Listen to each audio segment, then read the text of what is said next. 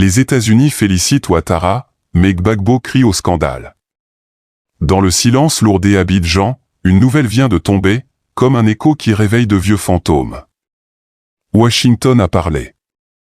Les États-Unis ont félicité Alassane Ouattara pour sa réélection. Un geste diplomatique pour certains. Mais une gifle symbolique pour d'autres. Car pendant que les félicitations traversent l'Atlantique, une autre voix, plus tremblante, plus ancienne, plus enracinée, s'élève à Yopougon. Celle de Laurent Gbagbo, l'éternel résistant, qui voit dans cette validation une trahison du peuple, une défaite de la vérité. La Côte d'Ivoire danse encore sur le fil du paradoxe, entre la paix proclamée et la justice bafouée, entre les sourires diplomatiques et les blessures de l'histoire. Bienvenue dans l'œil d'Afrique TV, l'espace où la parole ne tremble pas, où l'Afrique se regarde dans le miroir du vrai, et où chaque image raconte une blessure, une espérance, une renaissance.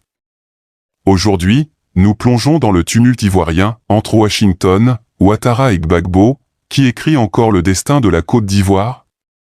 La nouvelle est tombée tôt ce matin. Un communiqué de l'ambassade américaine à Abidjan félicite le président Alassane Ouattara pour sa réélection avec 89,77% des voix. Un message qui, en apparence, ne fait que suivre la diplomatie traditionnelle, féliciter, encourager, souhaiter la stabilité. Mais dans les ruelles d'Eabobo, dans les cafés de Yamoussoukro, dans les débats des diasporas, une autre lecture s'impose. Les États-Unis viennent de bénir une élection sans adversité réelle. Les mots sont polis, mais le sens est lourd. Car derrière chaque communiqué diplomatique, il y a une stratégie, un calcul, une vision. Et dans le cas américain, cette vision est claire, la stabilité avant la vérité. Washington veut une Côte d'Ivoire stable, forte économiquement, ouverte aux investissements. Mais la question demeure, à quel prix la stabilité s'achète-t-elle ? Peut-on construire la paix sur le silence des urnes et les plaies encore ouvertes d'un peuple ? À quelques kilomètres du plateau, dans une résidence discrète, Laurent Gbagbo a convoqué la presse et ses plus proches collaborateurs. Le ton est grave, la voix cassée, mais le message est limpide. Ce que nous venons de voir n'est pas une élection, mais une mise en scène. Pour lui, la victoire des Ouattara est un simulacre de démocratie validé par les puissances étrangères. Le leader du PPACI parle de trahison des idéaux africains et d'un retour déguisé au néocolonialisme politique. Mais ce qui frappe, ce n'est pas seulement le contenu de son message. C'est l'émotion qui l'accompagne. L'homme semble fatigué, mais pas éteint. Blessé, mais pas brisé. Car dans le regard de Gbagbo, il reste cette flamme qui ne s'éteint jamais, celle de l'homme qui croit encore que l'histoire peut changer de direction. Le Conseil constitutionnel a parlé. Les chiffres sont là, Ouattara a gagné. Mais la question philosophique est plus vaste, gagner, est-ce toujours avoir raison ? La légalité dit, il est président.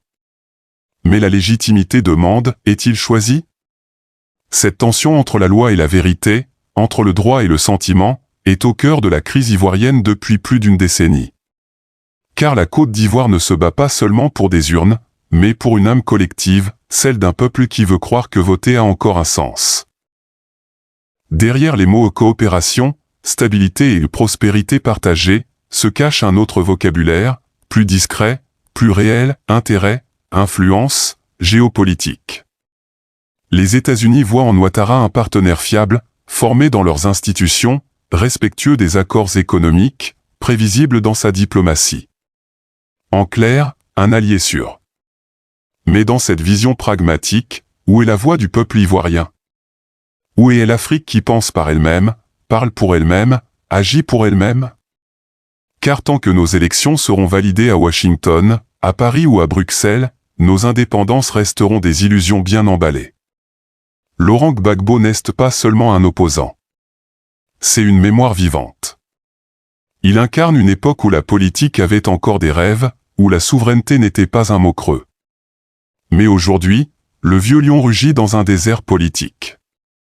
Ses alliés se font rares, ses partisans dispersés, et pourtant. Son nom seul suffit à réveiller des consciences. Quand il parle, on n'entend pas seulement un homme politique. On entend une époque, une douleur, une promesse trahie. Ce pays ne peut pas appartenir éternellement à un seul clan. Il faut que la vérité retrouve sa place dans la maison ivoirienne.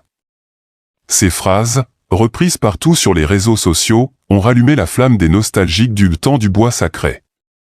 Dans les marchés, les taxis, les salons de coiffure, les débats s'enflamment.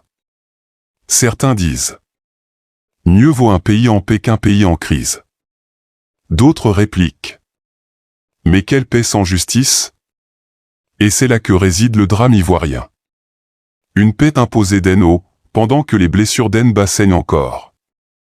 Une stabilité de façade, pendant que les rancunes profondes fermentent.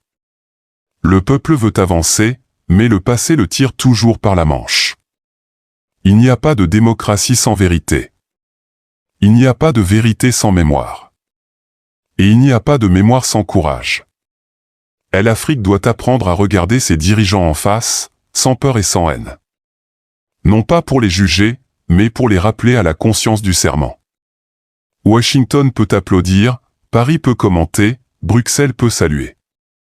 Mais la seule voix qui compte, c'est celle qui vient du cœur de Bouaké, de Korogo, de Daloa, de Gagnoa. La voix de ceux qui vivent les décisions qu'ils ne prennent jamais. La Côte d'Ivoire est un arbre puissant. Ses racines plongent dans la douleur, mais ses branches rêvent encore du ciel.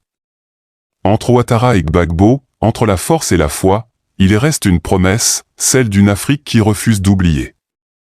Car un peuple qui se tait devant l'injustice prépare déjà sa prochaine tempête. Et un pouvoir qui se croit éternel ne voit jamais venir la fin. L'histoire ne ment pas. Elle se tait, puis elle revient, toujours, pour réclamer sa dette. Ici, c'est l'œil d'Afrique TV. Nous ne faisons pas la morale. Nous éveillons les consciences. Restez connectés, partagez la vérité, car dans un monde où tout s'achète, la lucidité reste notre seule richesse.